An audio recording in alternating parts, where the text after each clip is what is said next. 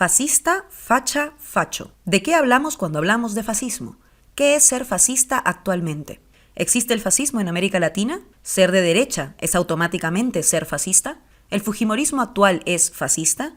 ¿Que un candidato como Rafael López Aliaga pueda decir muerte a Pedro Castillo en un mitin electoral supone una cercanía con el fascismo? ¿Qué tan lejos nos quedan personajes como Benito Mussolini o Adolf Hitler? Soy Laura Arroyo y esto es La Batalla de las Palabras.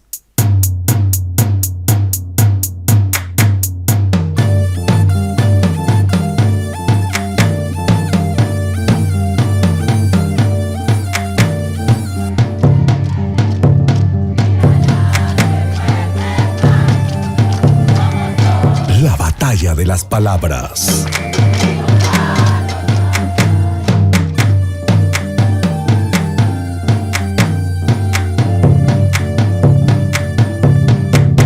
Fascismo.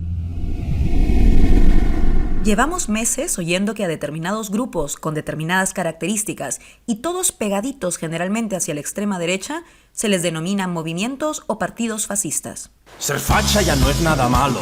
¿No es malo ya lo de ser facha? No es malo si es por la patria. Además, por si no fuera poco, también parece haber una confusión sobre el mejor término para referirnos a estos grupos que, por ejemplo, en Perú, tienen un brazo violento, como es el caso de los llamados la resistencia, los combatientes, los insurgentes, entre otros. Bueno, ¿quién es? A ver, quiero verte, pez. Peruano tarado ignorante, cholo de mierda. Así, lo digo con toda palabra, con toda letra, cholo de mierda. La violencia concreta expresada en ir a la casa de sus adversarios políticos, al ministerio que lidera una ministra feminista por considerarla enemiga, o interrumpir presentaciones de libros con gritos y violencia, nos recuerda momentos oscuros. Por ejemplo, la quema de libros en Alemania por parte del régimen liderado por Adolf Hitler, que se inició el 10 de mayo de 1933 y consistió en una acción que realizaron los estudiantes y profesores al echar al fuego de forma pública libros considerados peligrosos. Quemaron a Carlos Marx, quemaron a Sigmund Freud, quemaron a Bertolt Brecht, Alfred Kerr, Rosa de Luxemburgo y un largo etcétera. Decidían lo que leer y lo que no, quemándolo. Del mismo modo, nos hablaban de una pureza racial, donde al diferente también se le eliminaba. Y todo ello, a la luz de hoy, hace que nos preguntemos qué tan lejos estamos de esa ideología fascista. Para entender cómo llegamos hasta aquí, Jaime Rodríguez nos cuenta la historia de la palabra fascismo en la sección Étimo.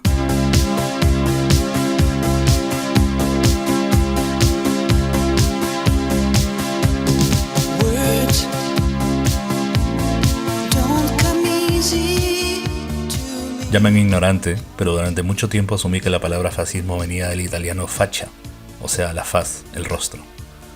Pero la palabra fascismo en realidad proviene del latín fascis, que significa haz o manojo. Se denominaba así a un conjunto de juncos o de ramas fuertemente unidas alrededor de un hacha, y que era una especie de emblema para los líderes romanos.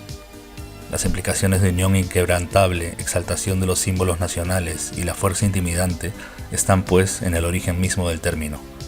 Pero hay muchos otros datos interesantes alrededor de esta palabra. Por ejemplo, hay un relativo consenso en atribuir la invención del fascismo de Estado a Benito Mussolini, el dictador italiano. Poco se habla, sin embargo, de que el hombre que inventó a Mussolini fue el escritor Gabriel D'Annunzio, Il Bate, poeta decadente, excéntrico y ultranacionalista. D'Annunzio protagonizó después de la Primera Guerra Mundial uno de los episodios más demenciales de la época. Descontentos con el poco botín que les había tocado a los italianos tras la victoria de la Entente, D'Annunzio y unos 2000 legionarios tomaron ellos solos la ciudad de Fiume, en la región de Dalmacia, actual Croacia.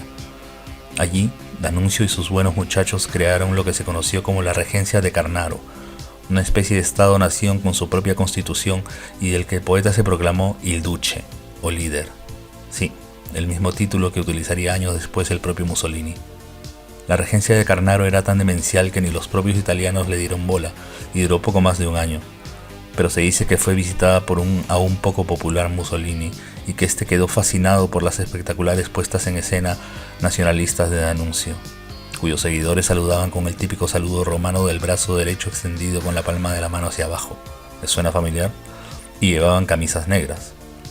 Pirotecnia esta que sería implementada después por el dictador para alcanzar una enorme popularidad en el resto de Italia.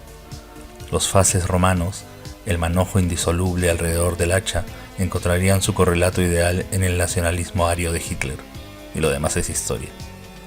Es fascista el imperio galáctico de Star Wars, eran nazis los padres de Karl Lagerfeld, y son fascistas algunos metaleros nórdicos que queman iglesias. Era fascista aristocrático José de la Riva Agüero, y fue fascista el Partido Unión Revolucionaria fundado por Sánchez Cerro. Son abiertamente fascistas algunos defensores de Keiko, como los loquitos que se hacen llamar Acción Legionaria. ¿Qué más? Ah, sí, la estética nazi ha sido increíblemente seductora a lo largo del tiempo, quizás porque sus uniformes fueron diseñados por el mismísimo Hugo Boss.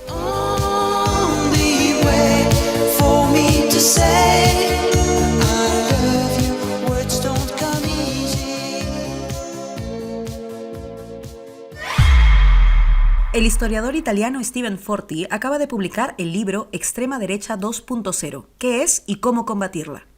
En este texto, Forti plantea una definición para los movimientos de extrema derecha que han cobrado peso en los últimos años en Europa, en Estados Unidos y, claro, también en América Latina. Conversamos con él sobre fascismo y sus ecos en estos nuevos movimientos políticos. Vamos a los inicios.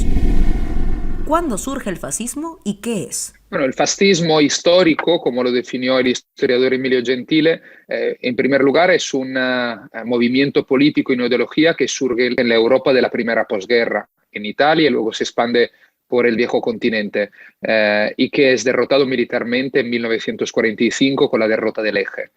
Por otro lado, es un movimiento que tiene unas determinadas características ideológicas, es decir, el ultranacionalismo en primer lugar, pero que también se presenta como una revolución palingenésica.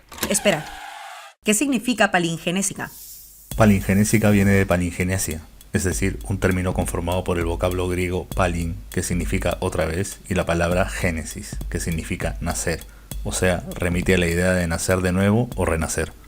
Como una revolución palingenésica que se propone transformar radicalmente la sociedad, construir hombres y mujeres nuevos, y que justamente por eso el mismo Emilio Gentile definió como una religión política. La idea del hombre y la mujer nuevos era un eje central de la ideología fascista, nuevos sujetos para un nuevo orden.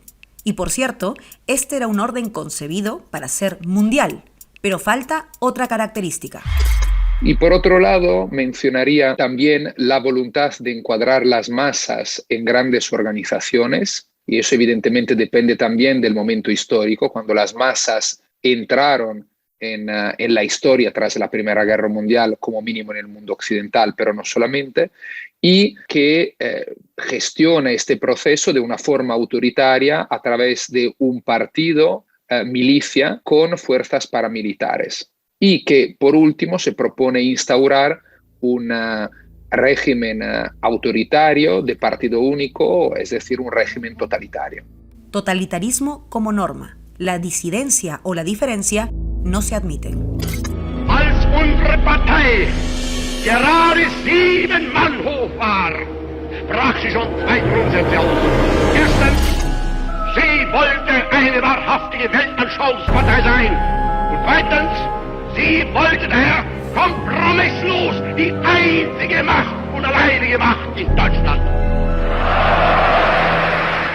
Si te estás preguntando qué ha dicho Hitler en este discurso, lo que ha dicho es que su partido será uno con verdadera ideología. Pero ojo, que en segundo lugar sería intransigentemente el primer y único poder en Alemania.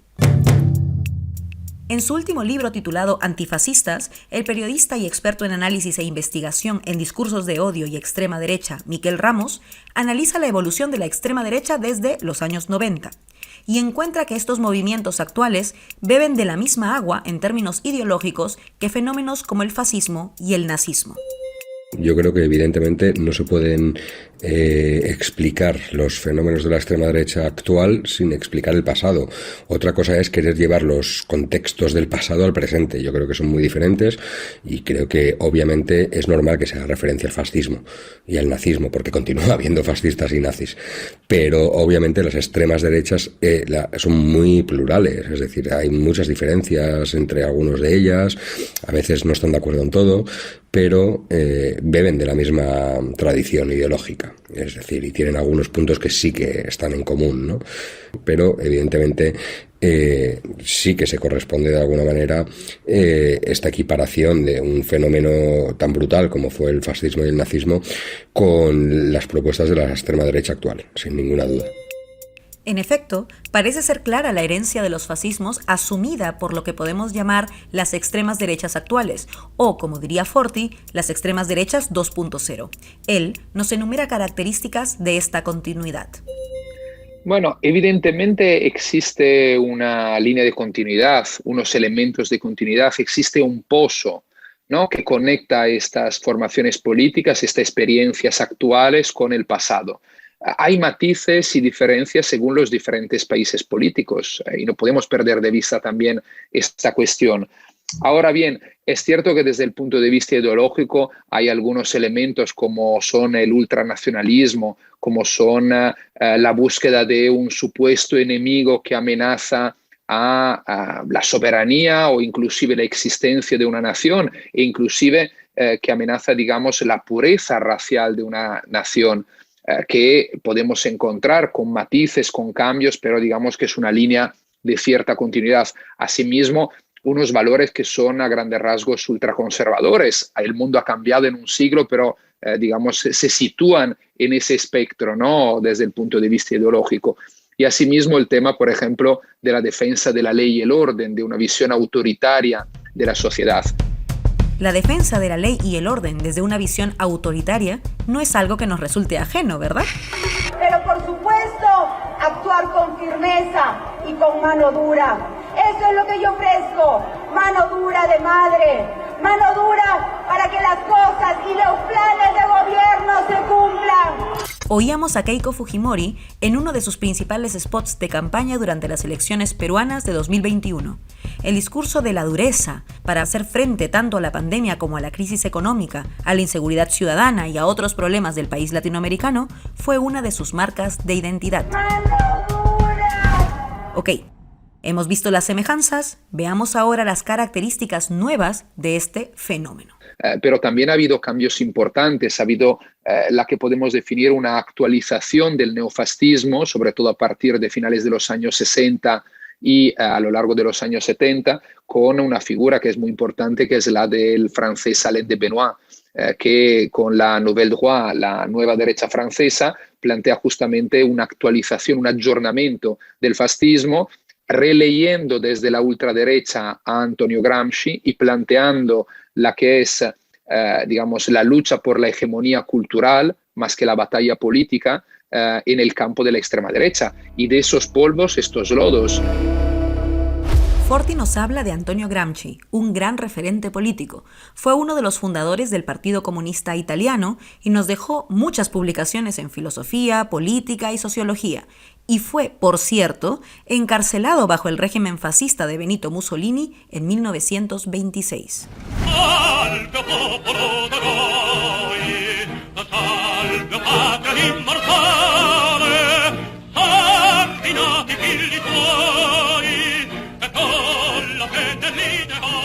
Para Gramsci, la batalla cultural era una cuestión clave. Si bien acceder al poder institucional resultaba un anhelo necesario de alcanzar, Gramsci nos recuerda que existe un componente que garantiza una mayor estabilidad y sostenimiento en el tiempo que la fuerza institucional. ¿Cuál? La hegemonía cultural. Vale decir, la disputa de valores, principios e ideas que se convierten en sentidos comunes en las sociedades. La opinión pública está estrechamente vinculada con esta hegemonía política. Mientras Marx defiende que primero hay que llegar al poder para empezar a cambiar lo cultural, para Gramsci esto es un error y el camino debe recorrerse o en simultáneo o priorizando esta batalla cultural. El problema es que a Gramsci también lo leyeron los fascistas. ¿Por qué nos sirve esto para entender los actuales fenómenos de extrema derecha en nuestros países? Agárrense fuerte. Resulta que el político francés y miembro fundador de la Nouvelle Droite, Nueva Derecha Francesa, leyó muy cuidadosamente a Gramsci, pero para fines opuestos a la ideología del pensador italiano. De Benoit le habla directamente a la extrema derecha y se apropia del concepto de batalla cultural en favor del adversario, para reclamarles una participación más activa en la vida política, mimetizándose con la realidad. Básicamente, lo que hoy hace todavía la derecha al intentar apropiarse del lenguaje de la resistencia. Ahora bien, no perdamos de vista que también han cambiado muchas cosas y la imagen con que se presentan estos líderes políticos es muy distinta de la del pasado.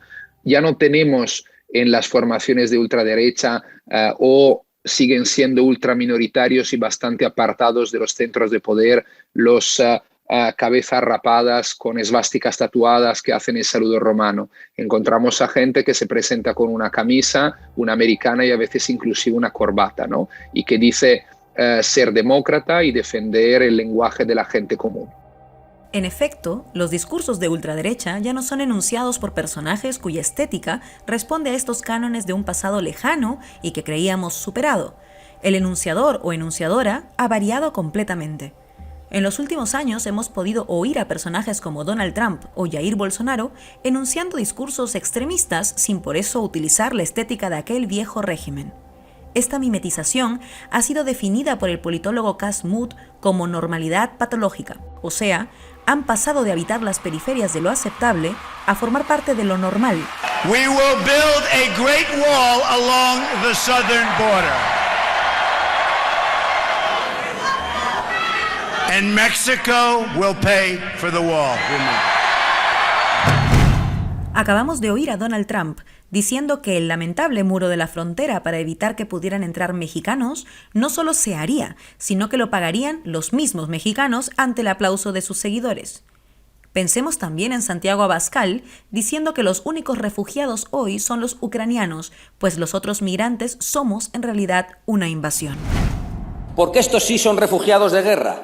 Esos, mujeres, niños y ancianos, sí deben ser acogidos en Europa. Cualquiera puede entender ahora perfectamente cuál es la diferencia entre esos flujos de refugiados que hay ahora y las invasiones de jóvenes varones en edad militar y de origen musulmán que se han lanzado contra distintas fronteras de Europa en un intento de desestabilizarla y de colonizarla.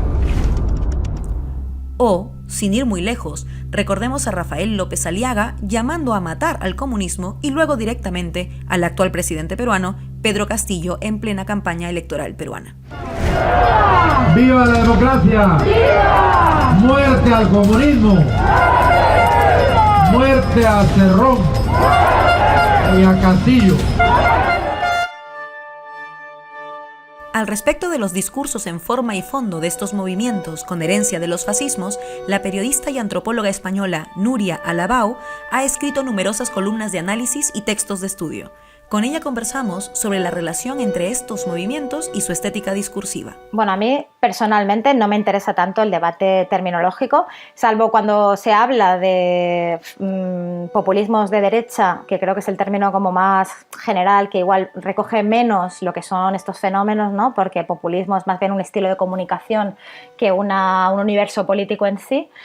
Yo creo que otras opciones como posfascismos o neofascismos o incluso extremas derechas 2.0, como propone Stephen Forti, son, digamos, conceptos que más o menos pueden recoger lo que son estas propuestas.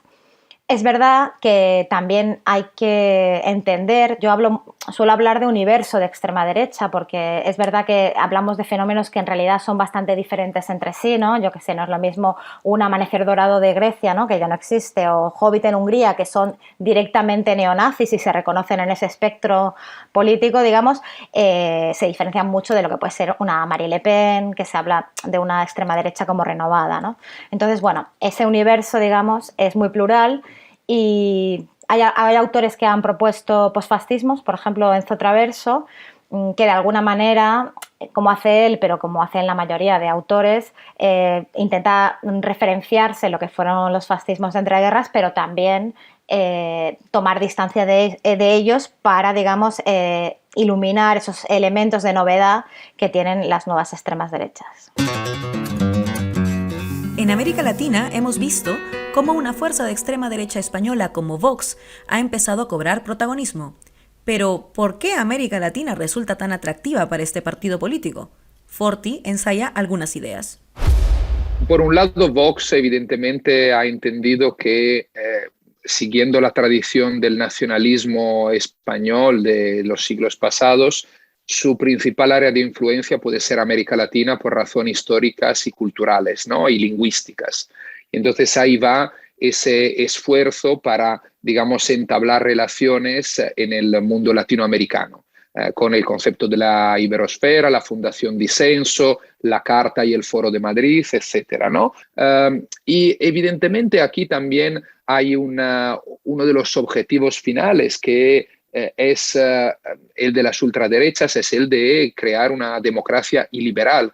El caso más conocido que tenemos, porque lleva en el poder unos 12 años, es el de Viktor Orbán en Hungría, que la Hungría de hoy en día ya no es una democracia plena, es un régimen híbrido, como es definido por los politólogos, es decir, un régimen que se encuentra a medio camino entre una democracia y un régimen autoritario.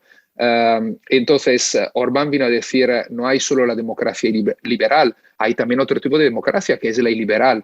Pues bueno, Vox, así como otras formaciones políticas de ese espacio ideológico, miran al modelo húngaro. Y evidentemente Vox está trabajando, digamos, para no solo establecer lazos, sino para proponer un horizonte, un objetivo de futuro desde el punto de vista institucional y sus relaciones también en América Latina. Por un lado, las cercanías entre nuestras regiones debido al pasado histórico nos hacen atractivos para esta fuerza de ultraderecha. Pero por otro, hay un interés que no tiene tanto que ver con el pasado, sino con el futuro, con el horizonte que ellos proponen. Esa democracia iliberal de Orbán en Hungría, como señala Forti. También les une la relación con dictaduras y personajes turbios.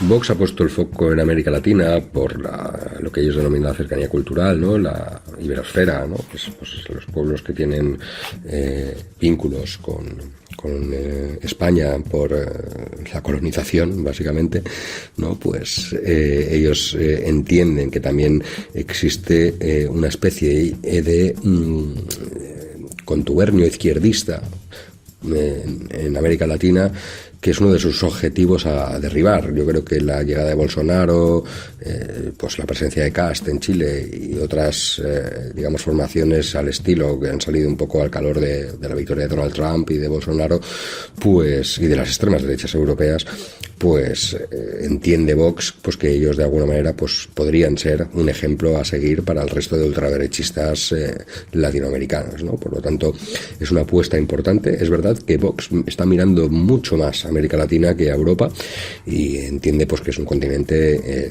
pues que también le puede dar mucho rédito político, mucha proyección, también por el índice o sea, el nivel de migración que existe de América Latina en España, que estas personas pues muchas de ellas votan también aquí. Por lo tanto, la apuesta de Vox por Latinoamérica pues es importante y creo que no hay que perder de vista de dónde viene Vox y qué propuestas pone sobre la mesa, porque las extremas derechas en América Latina también pues tienen una tradición pues muy vinculada también a las dictaduras y muy vinculada a pues personajes bastante turbios, ¿no? De la historia del continente. Llegados a este punto, es normal que nos preguntemos de dónde surgen estas ultraderechas o cómo es que consiguen a tantos seguidores, desde quienes llevaron a la victoria a personajes como Donald Trump o Jair Bolsonaro, hasta quienes creen que en efecto estas formaciones hablan del sentido común social. ¿Cuál ha sido el caldo de cultivo para que estas formaciones sean hoy una gran amenaza contra la democracia? Precisamente esta fase neoliberal del capitalismo es la que ha preparado el camino para la emergencia de estas extremas derechas, ¿no? A partir de todas las privatizaciones masivas, del ataque que se ha hecho a los derechos sociales o a lo público, pero incluso del ataque que se ha hecho a la misma idea de lo social y la sociedad, ¿no? O sea, esa tarea efectiva de desmantelamiento de los vínculos y de individualización radical, ¿no? Todo ello ha sentado las bases para que estos políticos de extrema derecha emerjan de las ruinas económicas y políticas del neoliberalismo, ¿no? Entonces, bueno, de alguna manera esta idea de que es muy difícil articular un nosotros, ¿no? Cada uno se salva solo, cada uno mira por sí, por su familia. Este individualismo radical es el que casa bastante bien, ¿no? Para que arraiguen estos discursos etnonacionalistas, ¿no? Porque digamos que siempre se excita el miedo al diferente, al otro, ¿no? Siempre se culpabiliza a los que vienen de afuera. Este aspecto micropolítico yo creo que es importante para entender cómo se ha producido esta cultura antidemocrática, ¿no? Que permite la emergencia de las extremas derechas y que también es uno de los peligros más importantes, ¿no? Más allá de que se emerjan ciertos discursos en el espacio público, más allá de que tengan representación institucional, yo creo que lo más peligroso es que estos discursos, digamos, sean asumidos por una parte de la población, ¿no? La penetración de estas ideas en lo social, ¿no? Que las extremas derechas son un problema para la democracia nos va quedando claro. ¿Pero acaso todas las derechas son fascistas? ¿No es posible una derecha democrática? O mejor dicho, ¿dónde está? Forti nos da una pista. Lamentablemente, se ha dejado canibalizar. Ha habido países donde la derecha democrática, más o menos liberal, ha sido completamente canibalizada por la ultraderecha. Miremos el caso de Italia, donde Salvini y Meloni tienen el 40% de los votos y la Forza Italia de Berlusconi ha prácticamente desaparecido, cuenta con un 7% de los votos. Y ha habido otros países en que, digamos, esta apuesta de la derecha conservadora tradicional ha funcionado en el sentido de evitar ser canibalizados por la ultraderecha. Pienso, por ejemplo, en el caso británico y en el caso estadounidense. ¿Pero a qué precio? Y entonces, evidentemente es una derrota, yo creo, para las democracias y complica mucho la vida a las democracias liberales. Entonces, yo creo que tiene que existir una derecha conservadora, tradicional, democrática, que se aleje de las nuevas extremas derechas, a las extremas derechas 2.0. Y el único caso es efectivamente el de Alemania, donde al menos hasta ahora, todavía bajo el liderazgo de Angela Merkel, veremos con Merz si las cosas cambian, había puesto un cordón sanitario muy claro, muy estricto hacia Alternativa para Alemania. Los cordones sanitarios no son la solución al auge de la extrema derecha, pero yo creo que son un paliativo necesario, sobre todo al comienzo, para dejarla fuera de las instituciones. Elegimos a un grupo de gente importante que prometen el cambio para nuestra nación, mientras que hasta en la ley se reparten campantes, los contratos esperando su comisión. Roba el blanco, roba el verde, roba el rojo y el azul.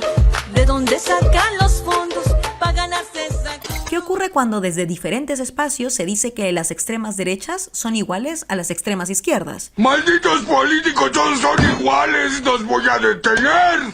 ¿Esta es una comparación válida? ¿Es justa? Y sobre todo, ¿es peligrosa?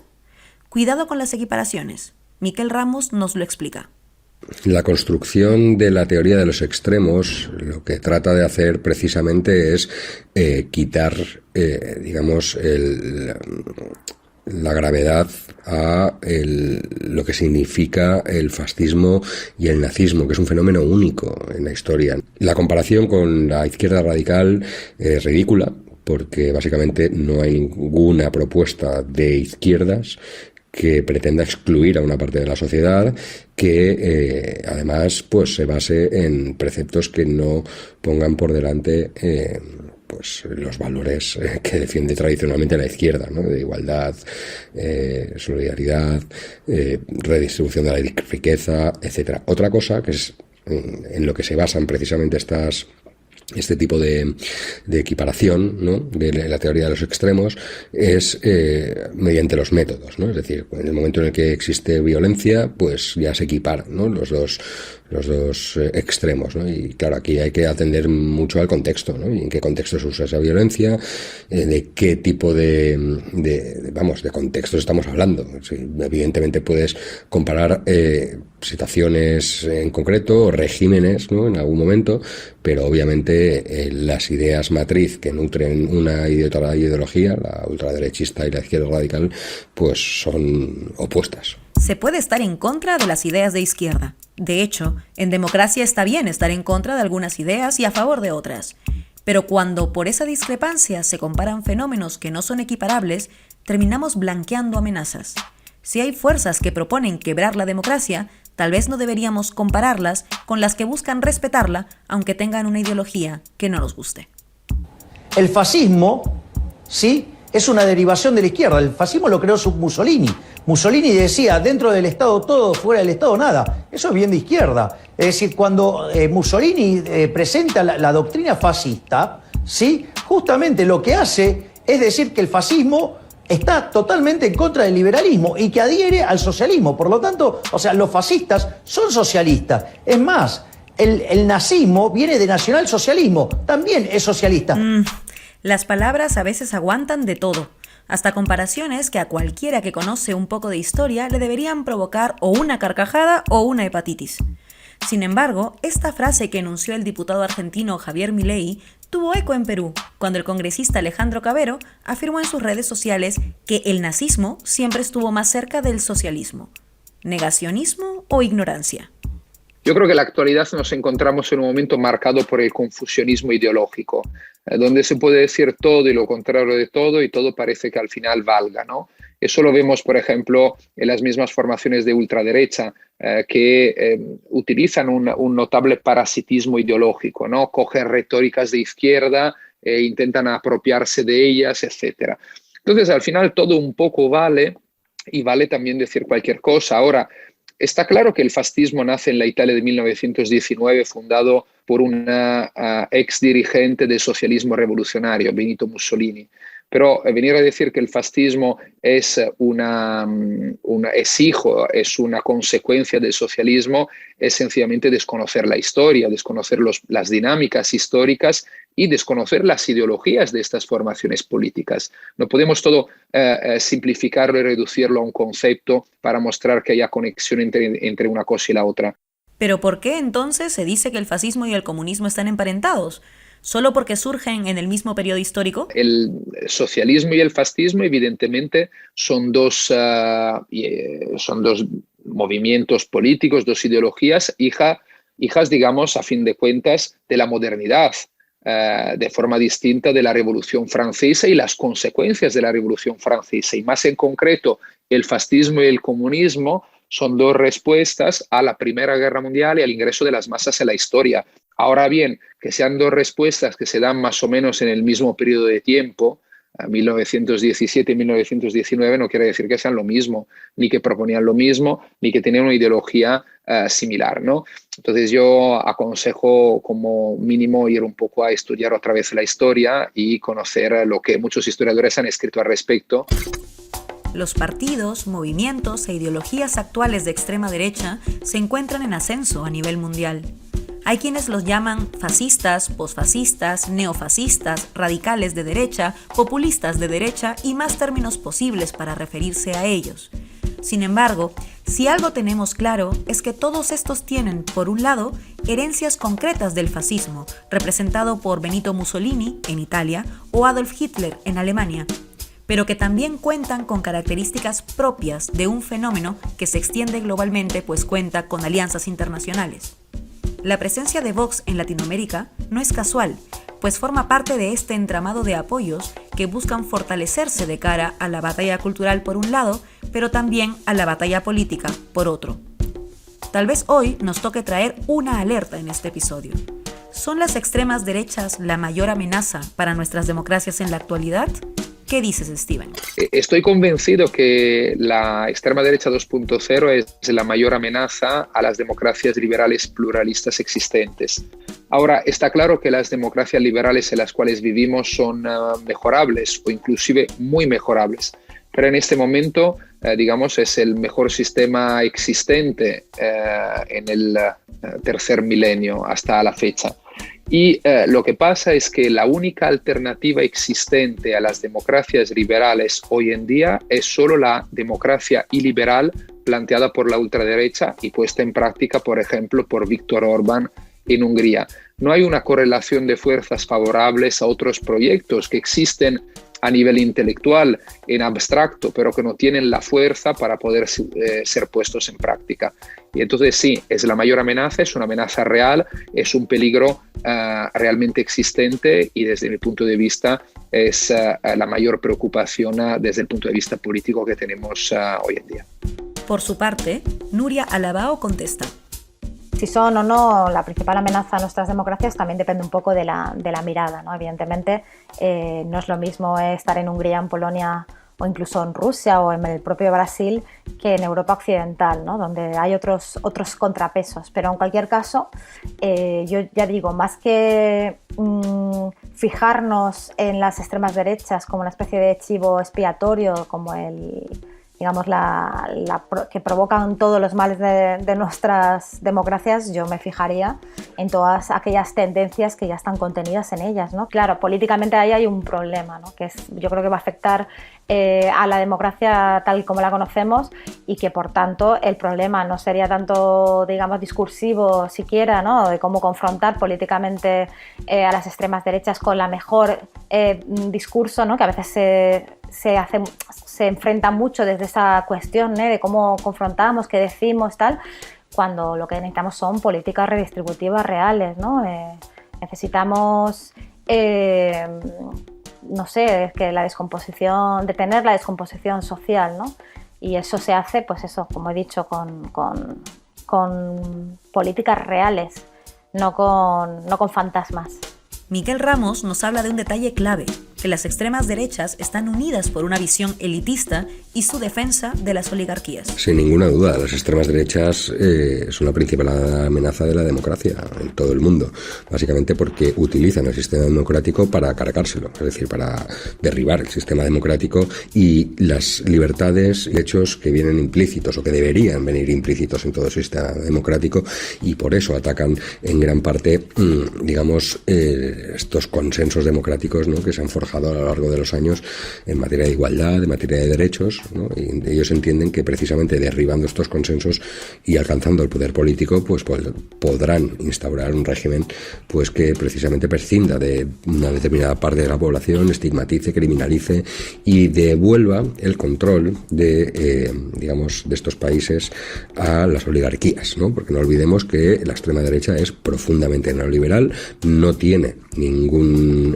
carácter, digamos, anti-elitista, todo lo contrario, es un instrumento de las élites precisamente para evitar que gobiernos progresistas puedan legislar en favor de la clase trabajadora, y por lo tanto van a estar y están todavía muy financiados, ¿no?, por las élites económicas de estos países y también por poderes transnacionales que precisamente lo que tratan es de neutralizar cualquier tipo de gobierno mínimamente progresista que exista no solo en América Latina sino en todo el mundo, ¿no? Y esta es la historia de la extrema derecha desde su nacimiento, desde el periodo de entreguerras en Europa y luego exportado al resto del mundo. Por lo tanto, sin ninguna duda, la extrema derecha es la principal amenaza no solo de la democracia sino también de los derechos humanos.